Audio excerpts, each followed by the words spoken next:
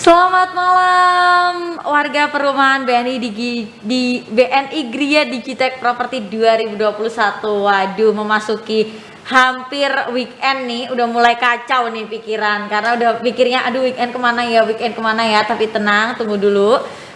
Saya di sini pastinya Selma Kirana tetap nemenin seluruh warga perum BNI Gria Digitek Property 2021 menuju weekend yang kurang 2 hari lagi dan pamer-pamer.com kurang 3 hari lagi. Itu artinya kesempatan Anda untuk memiliki rumah hunian yang proper, tempatnya eksklusif tapi harganya luar biasa fantastis ya cuma tinggal 3 hari lagi. Nah, malam hari ini saya tidak sendiri, tentunya saya ditemani oleh salah satu tamu luar biasa dari IAI Malang, yakni Bapak Dian Widatama IAI. Selamat malam Bapak Dian. Selamat malam Mbak Selma. Iya, dan Bapak Dian Widatama IAI ini merupakan pengurus IAI wilayah Malang pada periode 2019-2022. Nah, beliau ini memegang di bidang penghargaan dan sayembara. Nah, sebelum kita ngobrolin tentang bagaimana sih merencanakan bangunan komersial kecil yang benar, nyaman, aman, dan sehat, saya mau tahu dulu nih Pak. Bidang penghargaan dan sayembara di IAI ini kok ada bidang penghargaan dan sayembara, ini gimana ceritanya Pak? Ya, di IAI memang ada bidang penghargaan dan sayembara Mbak, karena di IAI itu kita juga memberikan semacam penghargaan untuk baik itu karya maupun arsitek yang dia sudah berkecimpung di dunia arsitektur. Penghargaan dan sayembara ini agak berbeda sih. Kalau penghargaan mungkin dia bisa dikategorikan seperti kalau kepada kami arsitek itu yang mempunyai sumbangsih mungkin pada dunia arsitektur. Nah, kalau sayembara ini biasanya kegiatan ada bangunan yang disayembarakan atau ada semacam misalnya ada instansi atau apa gitu yang ingin membuat bangunan yang mungkin suatu saat akan diproyekkan atau dibangun. Nah, itu kita juga bisa membantu memfasilitasi untuk sayembara tersebut. Oke. Kita sudah sering kok Mbak untuk melakukan sayembara di wilayah Malang. Beberapa waktu yang lalu kita juga membantu di Pemkot Batu dan juga di salah satu yayasan di Batu itu untuk membuat museum HAM Omah Munir. Oke. Ya. Mungkin dulu pernah juga diliput sama Radar. Kemudian kita juga pernah bekerjasama dengan Pemda di Kabupaten Banyuwangi. Oke. Di sana kita juga ada kegiatan sayembara untuk membuat semacam tempat untuk pusat informasi geopark di Banyuwangi.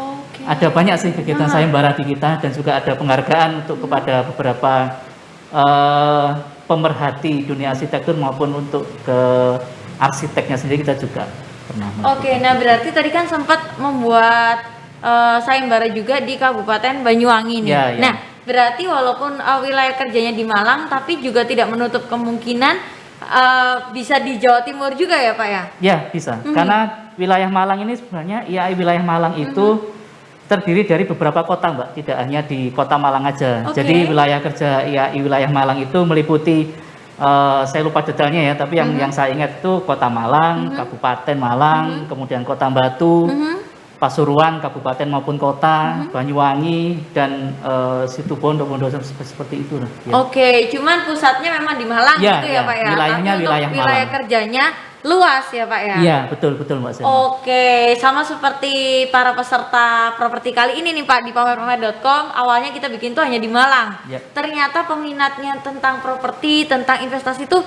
di Jawa Timur tuh banyak dan besar sekali Pak. Dan sekarang memang kita ada 19 pengembang dan itu sebaran dari Malang dan wilayah sekitarnya. Seperti itu Pak. Oke. Pak, ngomongin soal pandemi ini Pak.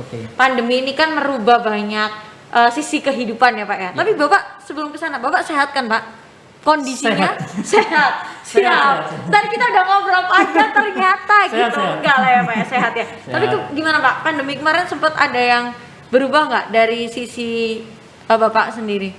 Kalau dari kita pribadi, studio kita memang ya ada sedikit perubahan, baik itu dari cara kerja, metode kerja, baik itu yang ada di studio maupun yang ada di lapangan. Yang jelas pasti merubah karena habitnya biasanya orang itu kan senangnya kumpul, komunikasi harus selalu bertemu muka gitu ya. benar. Sekarang semuanya lewat jarak jauh. Bahkan Digital. kalau kita memantau pekerjaan di lapangan atau di proyek itu mungkin dulu nggak kepikiran Pak tukangnya itu pakai WhatsApp atau pakai apa.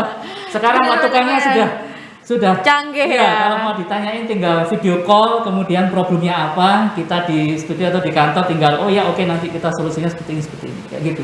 Oke, Perubahannya seperti itu. tapi emang benar-benar hampir semua Iya, iya. aspek kehidupan memang terdampak ya Pak ya. Bahkan tapi lucunya pandemi ada, toko kopi, kedai-kedai kafe itu Iya. juga makin berkembang Iya, Pak. Karena iya, kan iya. memang nggak bisa dipungkiri ya. Iya. Setelah kita PSBB, ini kan corona hampir ulang tahun ya Pak ya, 1 tahun kan. Iya, betul. Hampir ulang tahun. Iya, iya. Ini memang kita harus dituntut untuk beberapa bulan di awal. Kemarin kan 3 bulan, 4 bulanan itu kita dituntut untuk selalu di rumah ya Pak ya. Iya, iya. Tapi after this orang-orang udah mulai bosen ya Pak ya. Iya. That's why mungkin ya kafe-kafe bermunculan dan segala macam. Nah, saya ini ceritanya kalau punya rezeki itu pingin sih Pak punya kafe, warung-warung kayak gitu. Tapi ini gimana nih Pak? Awal mengenai pembuatan kafe itu sama nggak sih Pak kayak kita bikin rumah?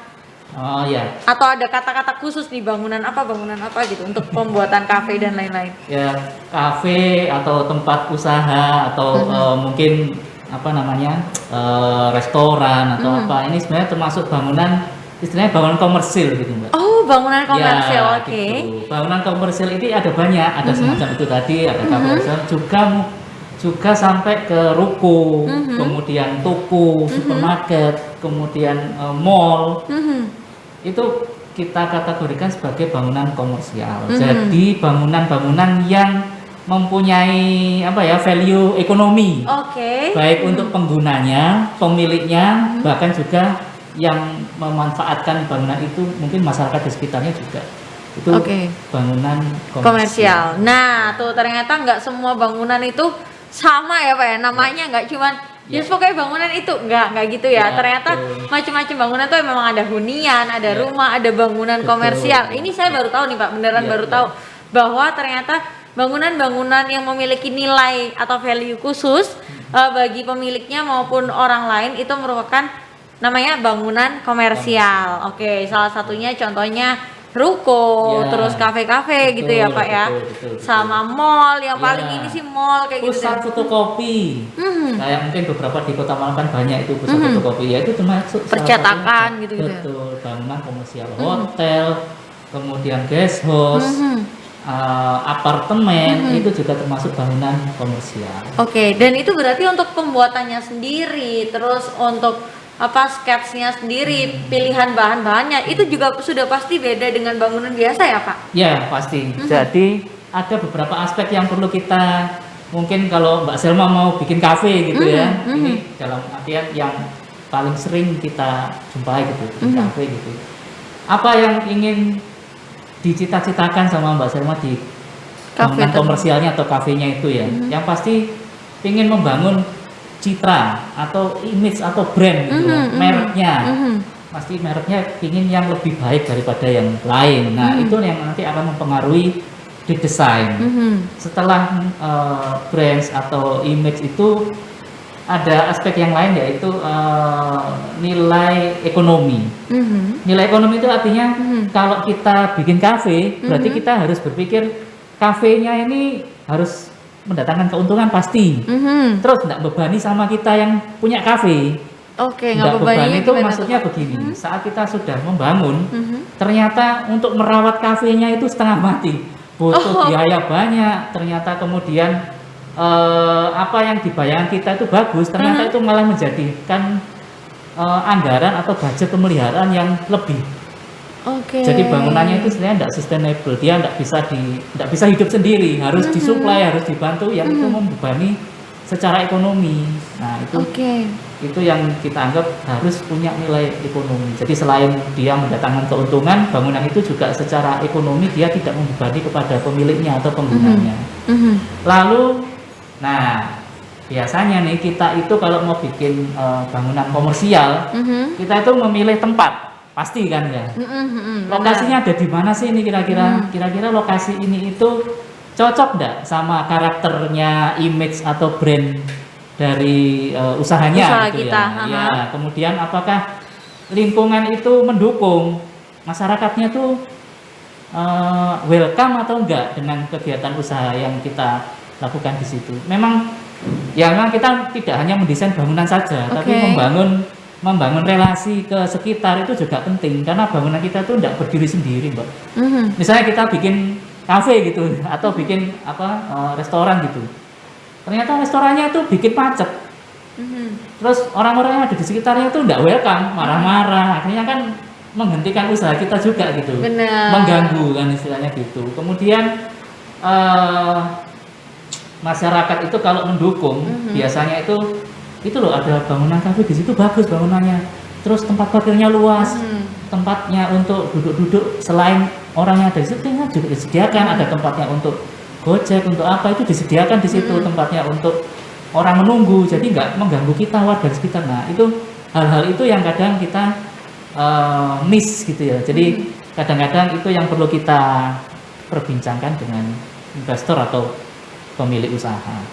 Setelah itu mungkin kita perlu mempertimbangkan faktor yang penting ini, Mbak, karena itu bangunan komersial kan dipakai untuk orang banyak ya. Betul. Jadi tidak hanya dipakai untuk kita sendiri yang punya. Orang umum itu wajib juga kita lindungi pada saat berkunjung ke bangunan itu. Ada rasa aman nanti tahu-tahu waktu kita masuk atapnya jatuh gitu misalnya, atau pada saat kita tengah-tengah makan gitu bocor atau akhirnya kemudian pada saat hujan nampes semua. Nampes, ya, benar. Itu yang sangat banyak terjadi, Pak ya. Pinginnya sih kelihatan looknya, kafenya, suasana alam. Tapi kadang miss, pas hujan nampes tamunya. Jadi selain aman itu juga istilahnya aman itu ada dua, ada safe itu keselamatan bangunan. Itu harus diantisipasi, misalnya untuk mengantisipasi bahaya kebakaran, kemudian terjadinya konsleting atau arus pendek. Nah, itu hal-hal yang perlu kita mungkin tidak hanya sekedar bagus-bagusan gambar juga, tapi hal itu juga penting kita perhatikan. Aman dari gempa, strukturnya aman untuk orang bisa duduk di situ, menikmati atau di situ atau berkegiatan di situ. Kemudian setelah aman tentu harus nyaman. Kayak tadi tuh, saat kita sudah memanfaatkan bangunan kita, artinya orang itu di dalam itu merasa kok enak ya di sini tuh ya, meskipun kita nggak pakai AC, kemudian kita nggak harus selalu menyalakan lampu selama 24 jam gitu. Jadi artinya sirkulasi udara lancar, pencahayaan matahari juga nyampe ke dalam ruangan. Terus yang di dalam ruangan itu nggak impit-impitan, tata letaknya enak, betul. Jadi suasananya juga lega. Artinya yang memakai itu merasa batinnya itu nyaman. Nah, kemudian yang terakhir kalau menurut saya itu saat ini ya, bangunan itu harus adaptif, update gitu ya. Baik seperti teknologi misalnya, kita harus welcome saat membutuhkan update teknologi, misalnya wifi, kemudian pemakaian selain jaringan internet, mungkin kita ini ya colokan, adanya banyak colokan ya, kayak gitu-gitu ya, Pak. Stop kontak mungkin seperti itu. Jadi istilahnya sampai berapa tahun ke depan bangunan kita ini bisa mengantisipasi hal-hal seperti itu. Mungkin selain faktor itu juga update itu seperti saat ini, Mbak, di masa pandemi ini orang ya siapa yang bisa menebak ya sampai kapan nih pandemi berakhir. Artinya bangunan itu juga dipikirkan ke depannya ada hal yang bisa istilahnya diantisipasi saat menghadapi hal seperti ini. Meskipun kita tidak tahu ya, tetapi paling tidak seperti ini kan masalah kesehatan. Artinya bangunan itu dari sisi kesehatan juga harus kita perhatikan. Ya, jadi ada area-area tertentu yang kita khusus beri perhatian supaya bisa mengatasi hal seperti ini.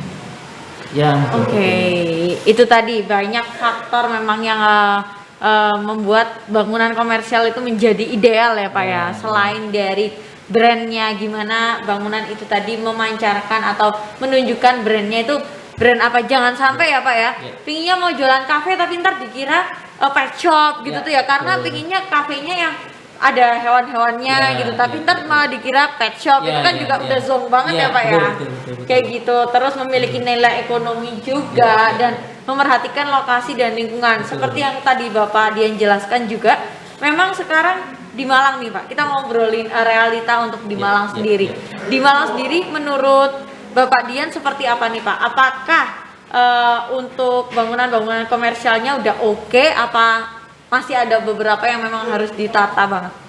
Ya, kalau dari secara pandangan desain untuk bangunan-bangunan komersial yang ada di Kota Malang ini, khususnya bangunan komersial kecil ya, kalau yang sesuai dengan yang kita percakapan sore hari ini, itu sangat dinamis, Mbak. Jadi perkembangannya sangat agresif, progresif gitu ya. Jadi perkembangannya itu luar biasa. Seperti yang mungkin Mbak Selma juga, seperti ya saya juga itu melihat aware atau apa ya, Tingkat kepedulian kali ya? kepedulian pemilik itu untuk mendesain bangunannya itu supaya lebih menarik bagi pengguna ya atau masyarakat User ya. user itu luar biasa, sangat detail. Jadi kalau menurut saya sangat baik. Hanya mungkin yang beberapa pertimbangan itu yaitu masalah keselamatan, masalah keamanan, kemudian masalah bagaimana bangunan itu apakah sudah benar. Benar itu artinya begini. Apakah bangunan itu pada saat membangun itu sudah melalui izin?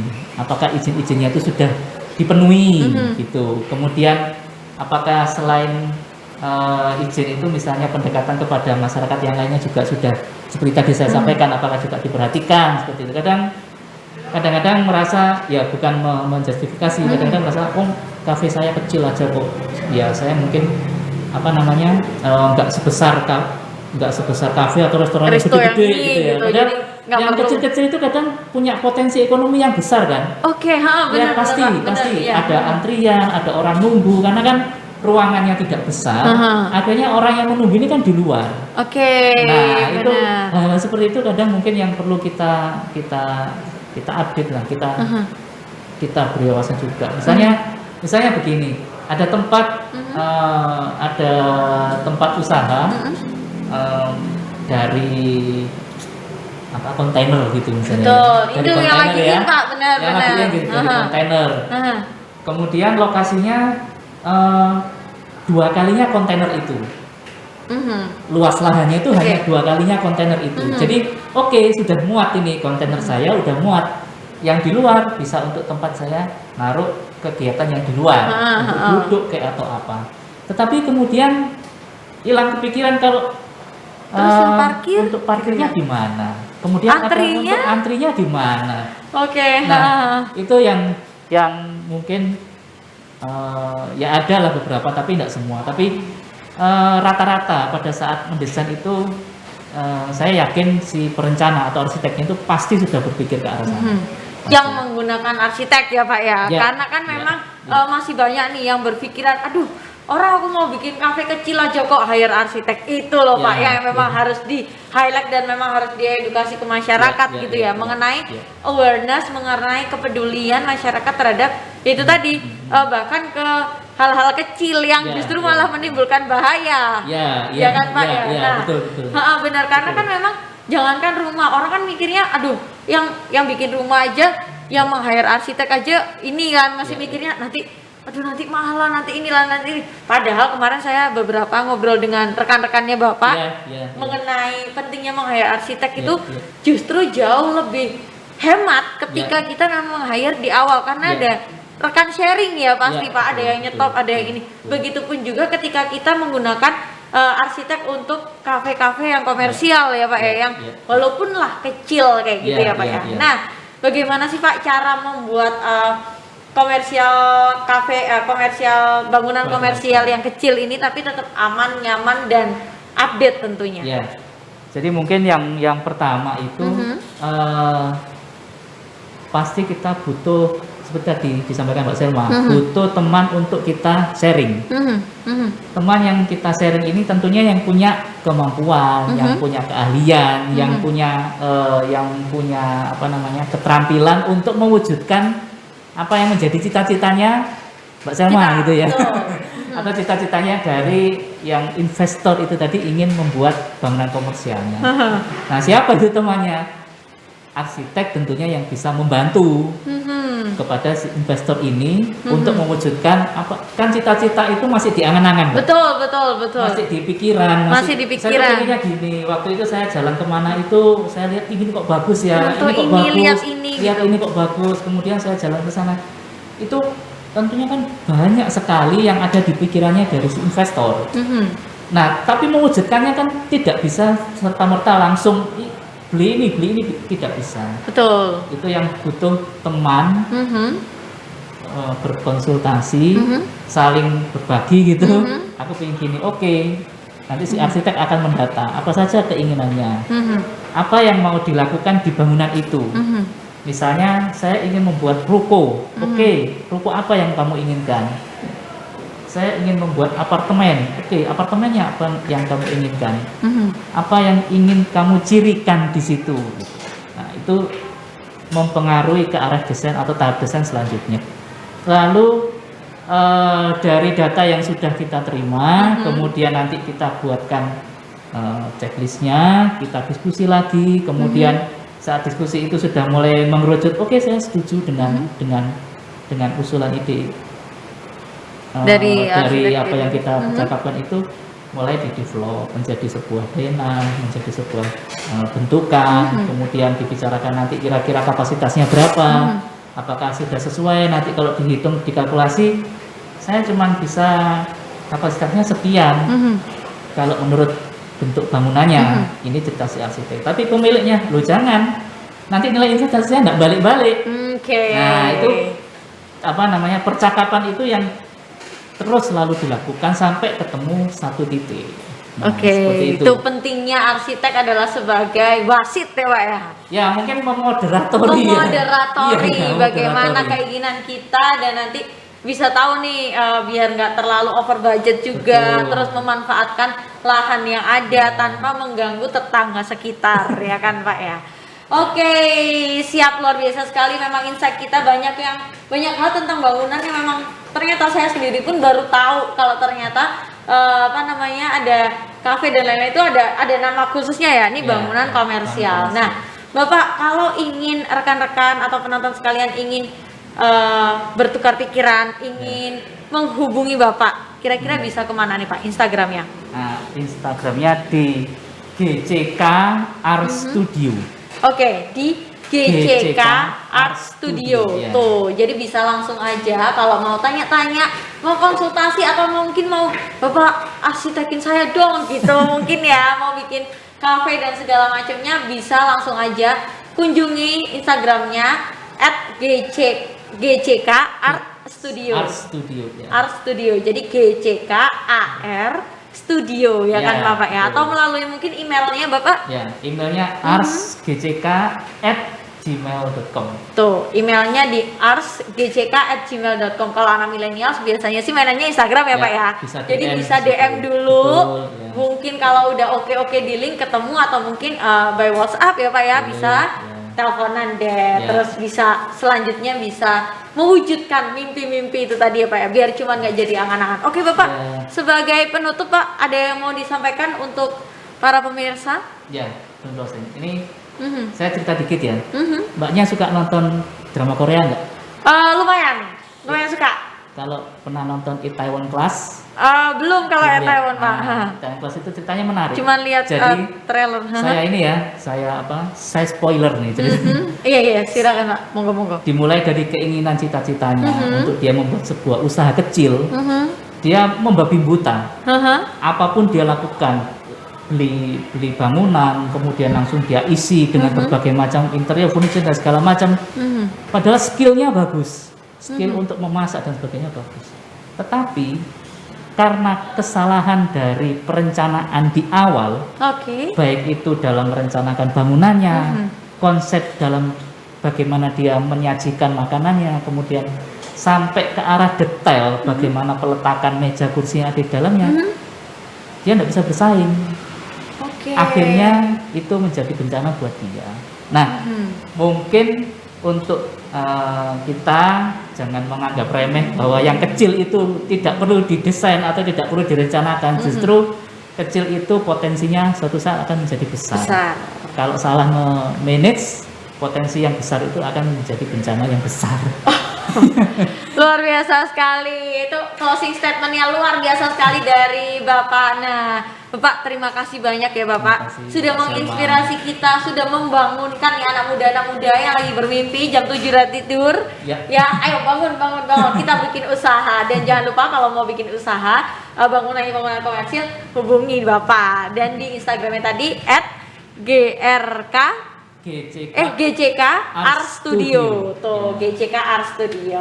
Oke, luar biasa sekali perbincangan kita malam hari ini. Tidak terasa 30 menit sudah Salma Kirana menemani Anda di BNI Gria Digitek Property 2021. Bapak, terima kasih banyak. Semoga sehat selalu ya Bapak. Terima kasih, sehat juga untuk Mbak Selma. Siap, terima kasih. Sampai jumpa di Digitor dan Digitalk selanjutnya. Saya Salma Kirana pamit dan Dian Nitama juga pamit. Bapak juga pamit.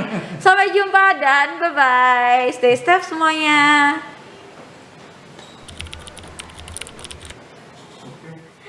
Luar biasa.